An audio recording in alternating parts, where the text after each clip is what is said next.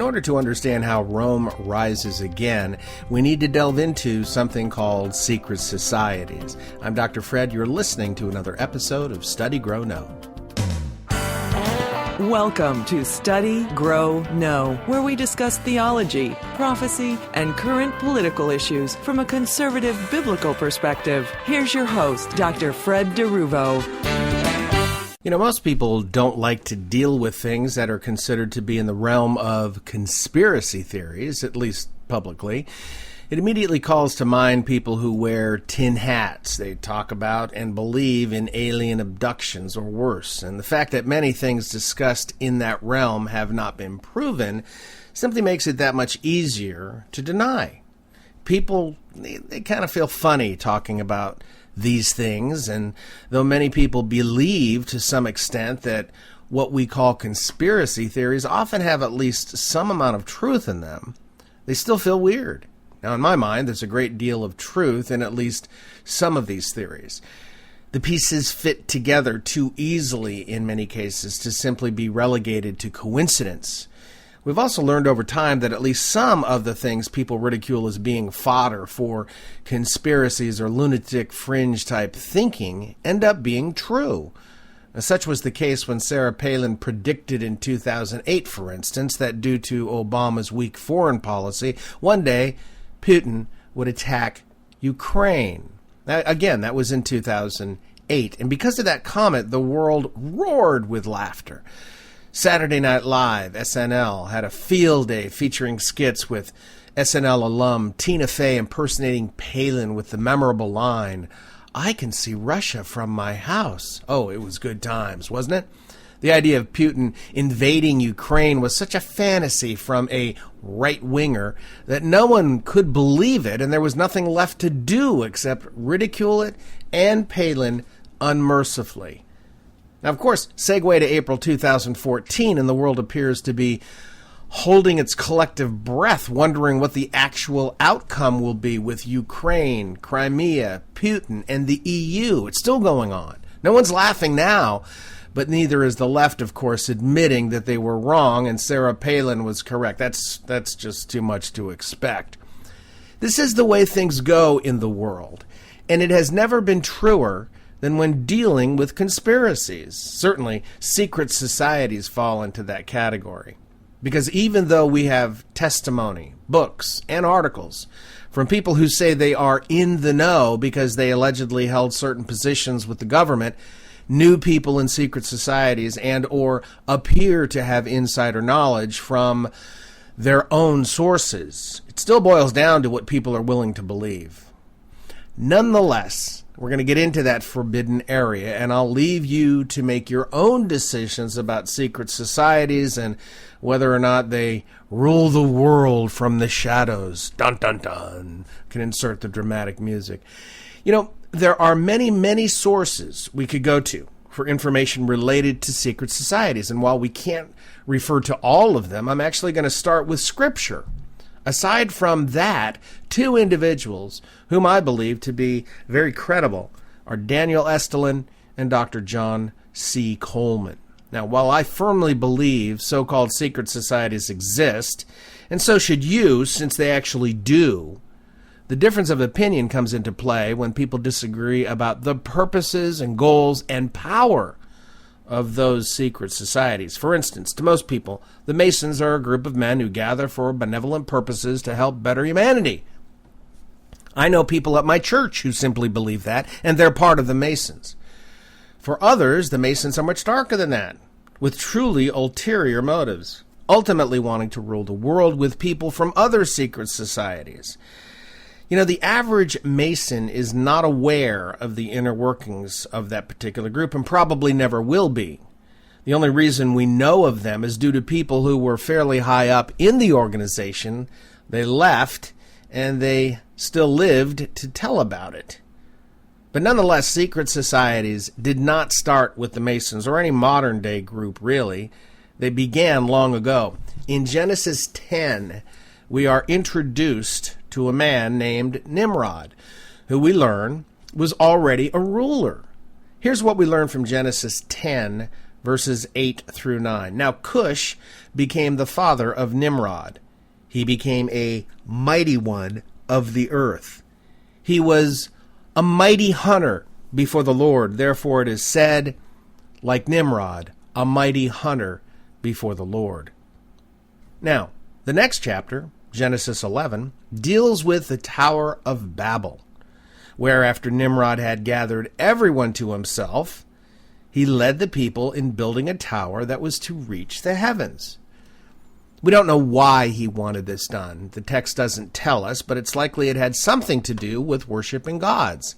Babylon, which ultimately became the city, the area known for that, is also known for its mysterious religions, or its mystery religions. And we can honestly say that though God himself went down and confounded the languages of the people so that they broke off into groups and went to different areas of the world, the mystery religions followed those people wherever they went. The pursuit or even the worship of knowledge remained with humanity from that point onward. It began, of course, in the Garden of Eden, when the serpent offered a way to Eve that would allow her to gain more knowledge.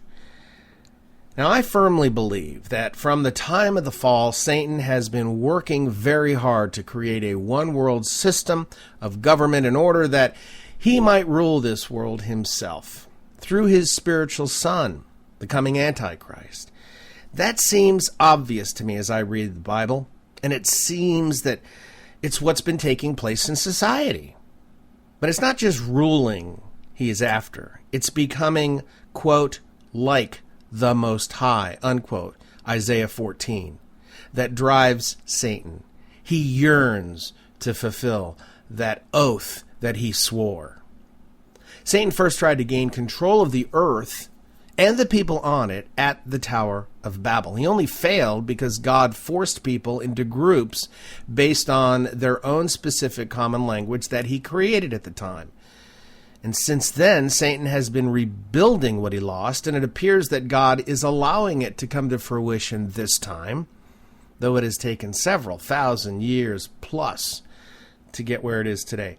Though not yet complete, it seems as though things are drawing to their pre-designed conclusion. And what's important for people to realize is that what has been taking place and continues to occur in society is the result of Satan. And by the way, that's a Hebraic title, not a name, promising to make himself equal with God.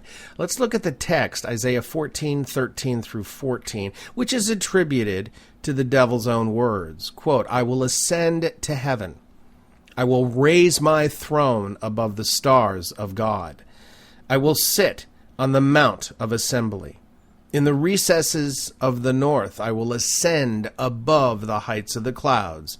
I will make myself like the Most High," unquote. That was Isaiah 14:13 through 14. Now the last sentence, "I will make myself like the Most High," tells us what we need to know about Satan's aspirations.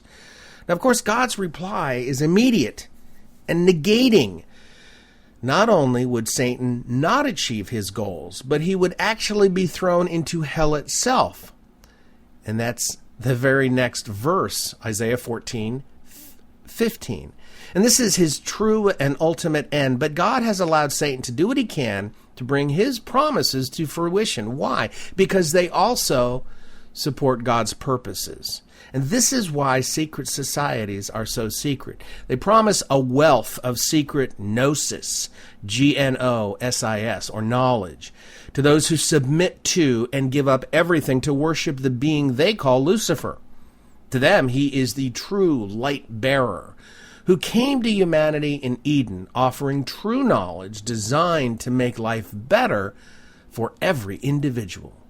God didn't want to give us that knowledge, they say. Satan did.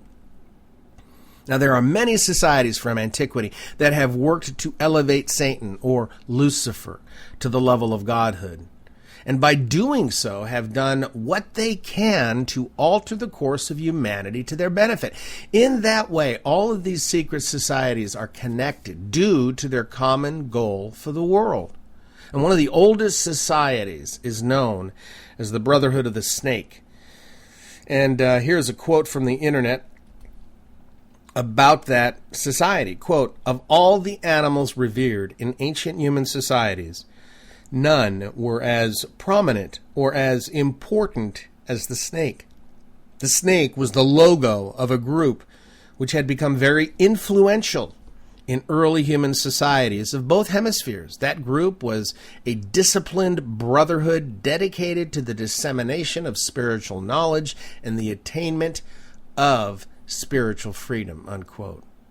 You know, there may have been many secret societies then, and in the end, the purpose is the same for each. It's to bring about a new world order in which those who have done well and gained the secret knowledge, brought into the inner circle, if you will rule with the rest of the world's population who have not been brought into the inner circle. Now, religion in and of itself, I'm not talking about Christianity, I'm talking about religion, has always been used as a tool to control the masses. People yearn for secret knowledge that they believe will make them wiser and more gifted than others. They want to be in the know. They want to be in that inner circle. They want to know things that others don't. It's similar to when someone confides in you. Makes you feel important to know one of their secrets, doesn't it? That they're trusting you with their secrets. It's the same way on a grander scale with secret societies. Because this is one of the foundational aspects of all secret societies. This need for such a level of secrecy in and of itself should be enough to warn the average person that something is amiss. There's something that causes us to question, or should. Many of the mysteries that came into being and became part of the regular practices of people seeking to be illumined can be traced back to the mystery religions of Babylon. Prior to the flood, the forbidden knowledge that came from fallen angels to humanity is very likely the driving force that caused all humanity to become corrupted.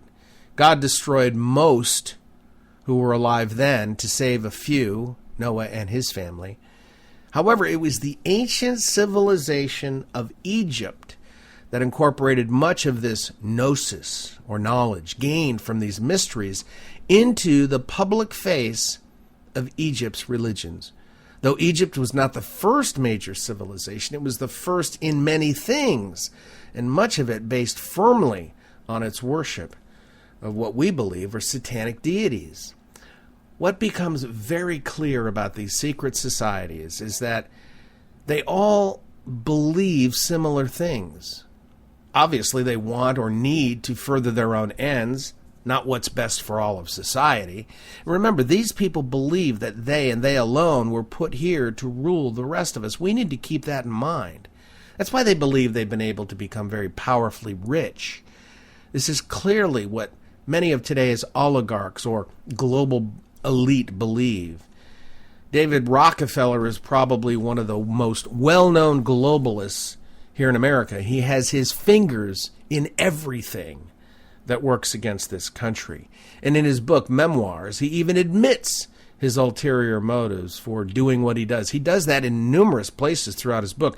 But here's one in particular, found on page 405, where he says this, quote, "For more than a century, ideological extremists at either end of the political spectrum have seized upon well-publicized incidents such as my encounter with Castro to attack the Rockefeller for the inordinate influence they claim we wield over American political and economic institutions. Some even believe that we're part of a secret cabal working against the best interests of the United States, characterizing my family and me as internationalist and of conspiring with others around the world to build a more integrated global political and economic structure, one world, if you will.